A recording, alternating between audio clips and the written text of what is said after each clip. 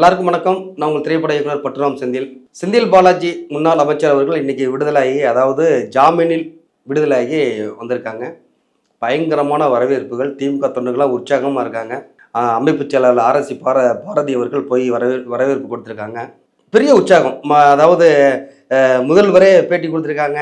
தியாகம் வென்றிருக்கிறது, அவருடைய மன உறுதி, அதெல்லாம் பாராட்டுறேன் அப்படிங்கிற மாதிரி பயங்கரமாக ஒரு முதல்வரே பேசுறது போது நம்மளுக்கு என்ன தியாகம் பண்ணார் இவருங்கிற கேள்வி இயல்பாக வருது நம்மளுக்கு. மணி லாண்டரிங்க, பண பரிவர்த்தனை, அப்படி ஒரு வழக்கு. அதில் ED கைது பண்ணுறாங்க. 471 நாள் புழல் சிறையில் இருந்திருக்காங்க.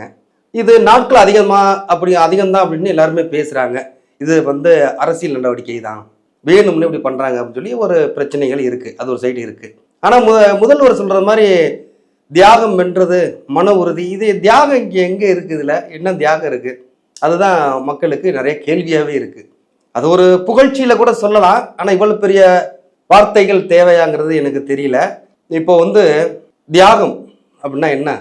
அதாவது வ.உ. சிதம்பரனார் அவர்கள் செக்கிழுத்த செம்மல், நம்ம விடுதலைக்காக, நம்ம மக்கள் வேதனைக்காக போராடிய செக்கிழுத்த செம்மல் இருக்கார்ல, அவர் சிறை தண்டனை பயங்கரமாக, அதாவது செக்கிழுத்த செம்மல்ல அவருக்கு பேர் அப்படின்னா நம்ம எந்த அளவு சிறையில் ஒரு பாட்டி வதச்சிருப்பாங்க, அதெல்லாம் பெற்று விடுதலையாகி வெளியே வர்றாரு.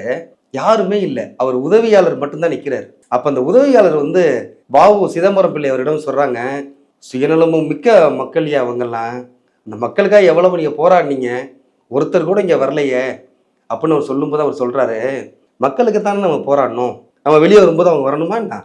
தேவையில்லை, நம்ம சரியாக தானே இருக்கோம், வாங்க போகலாம் அப்படின்ட்டு 2 பேரும் கிளம்பும் போது பின்னாடி ஒரு குரல், பிள்ளைவாள் பிள்ளைவாள் அப்படின்னு ஒரு குரல் கேட்குது. திரும்பி பார்க்குறாரு. பார்த்தா அவரை யாருன்னு சிதம்பரம் பிள்ளை அவர்களுக்கு தெரியல. உங்களுக்கும் என்னை அடையாளம் தெரியவில்லையா பிள்ளைவாள், நான் உங்கள் சிவம் அப்படின்னு அவர் சொல்றாரு. அந்த சொன்ன கணத்திலேயே ஓடி அவரை கட்டுப்பிடிக்கிறதுக்கு வர்றாரு. உடனே ஐயா சிவம் அவர் சொல்றாங்க, தொற்றால் பற்றி கொள்ளும் தொழுநோய் என்னை பற்றி உள்ளது, தயவு செய்து என்னை தொடாதீர்கள், தள்ளியே நில்லுங்கள் அப்படிங்கிறார். உடனே வ.உ.சி. ஐயா அவங்க ஓடி கட்டி தழுவுறாங்க. என் சிவத்தை பற்றி கொண்ட அந்த தொழுநோய் என்னையும் பற்றட்டும் அப்படின்னு அவங்க வார தழுவுறாங்க. இது தியாகமா? மணி லாண்டரிங் பண்ணிட்டு பணத்தை மோசடி செய்த வழக்குல ஒருத்தர் புழல் சிறைக்கு போயிட்டு வெளியே வருகிற போது தியாகம் வென்றது. இதை எப்படி நம்ம பார்க்க முடியல நம்மளால? நல்லா இருக்கட்டும், தியாகம் வெல்லட்டும். காரணம் என்ன? இதுக்கான காரணம் என்னவா இருக்கும்? இவ்வளவு ஒரு புகழ வேண்டிய காரணம், அதாவது கொங்கு மண்டலத்துல மிகப்பெரிய வெற்றியை ஈட்டி கொடுத்தவர் செந்தில் பாலாஜி. அவர் இருக்கணும், அவர் வேணுங்கிறது முதல்வரோட பெரிய அபிப்பிராயம். மிகவும் முதல்வருக்கு நெருக்கமாக இருக்கிறவர் செந்தில் பாலாஜி. அவர் நெருங்கிட்டாரு கொஞ்ச காலத்திலேயே. ஏன்னா அப்படி செந்தில் பாலாஜி முன்னாள் அமைச்சர், அவர் அப்படிதான்.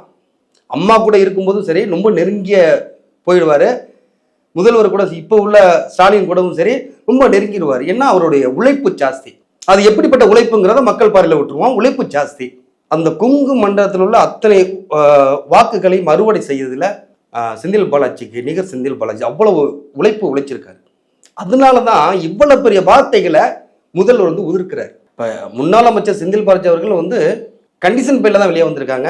திங்கள் மற்றும் வெள்ளிக்கிழமை அவங்க ED ஆஃபீஸில் போய் அவங்க சைன் பண்ணணும். திருப்பி வழக்குகளை சந்திப்பார், வெற்றி பெற்று வர வேண்டும் என்பது நம்மளுடைய எதிர்பார்ப்பு தான். என்ன விஷயம்னா, இது ஒரு சாதாரண வழக்கு தான். அதை அவங்க சந்திக்கிறாங்க, அதுலேருந்து வெளியே வரலாம். இதுக்கு ஒரு ஆரவாரம், ஒரு ஆர்ப்பரிப்பு அவ்வளவு இதுக்கு அவசியமா அப்படிங்கிற கேள்வி மட்டும்தான் மக்களுக்கு இருக்கு. அது நமக்கும் இருக்கு. அதனால தான் இந்த பதிவு. மீண்டும் அடுத்த ஒரு பதிவில் சந்திப்போம். நன்றி, வணக்கம்.